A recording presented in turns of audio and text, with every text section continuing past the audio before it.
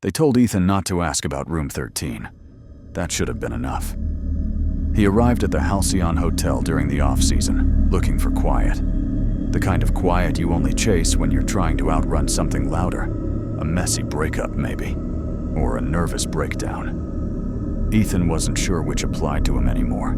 The desk clerk was a woman in her late 60s, with brittle blonde hair and a stare that hovered just south of friendly.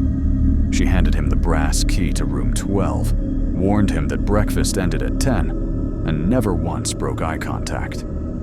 "I'll be staying a while," Ethan told her, tired from the long drive. "I'm working on a novel." She nodded once and said, "Then stay out of the hallway past room 14. That made Ethan blink.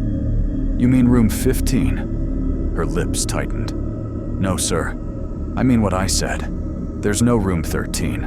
There never has been." That night, the wind rattled his windows, and the old bones of the hotel groaned like they missed being young. Ethan poured himself a drink, stared at his laptop, and typed exactly 7 words.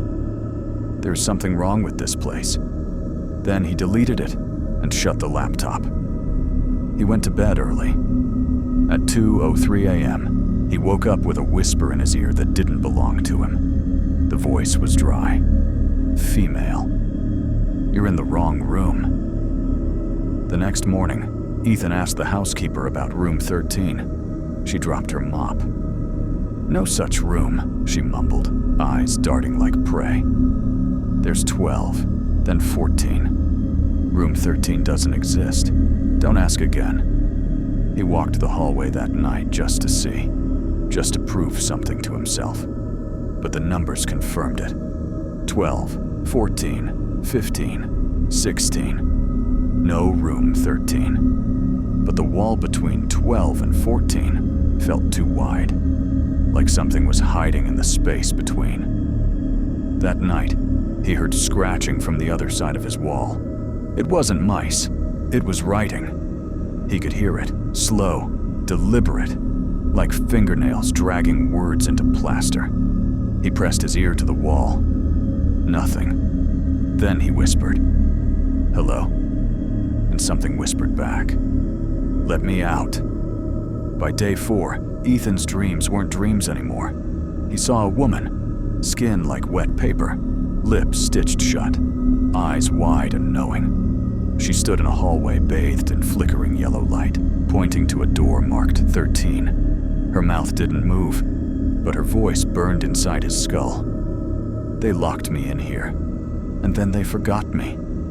He couldn't write, couldn't eat. He kept returning to the hallway, tracing the numbers. 12th, 14th. He ran his fingers along the wall between them, knocked.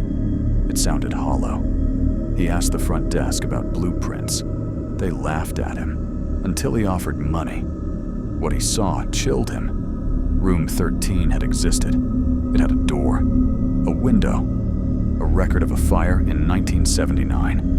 And then it was erased. No tenants listed, no repairs, no demolition. Just gone.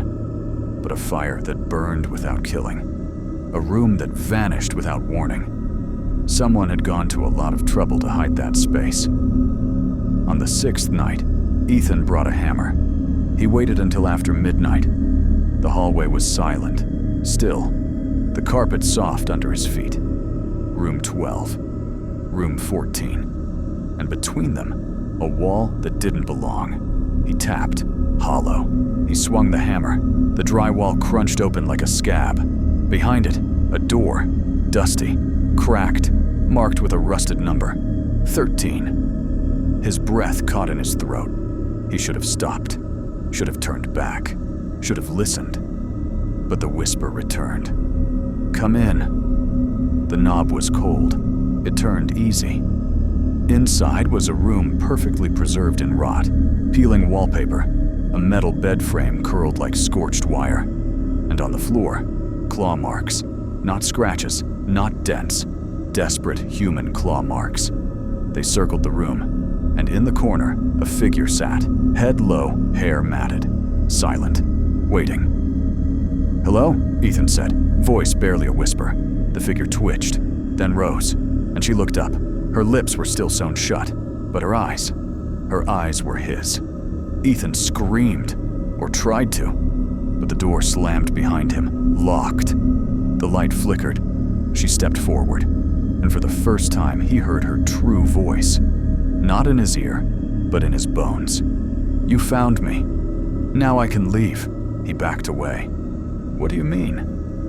But her body was already collapsing into ash, and in the mirror by the door, he saw himself, but older, thinner, trapped.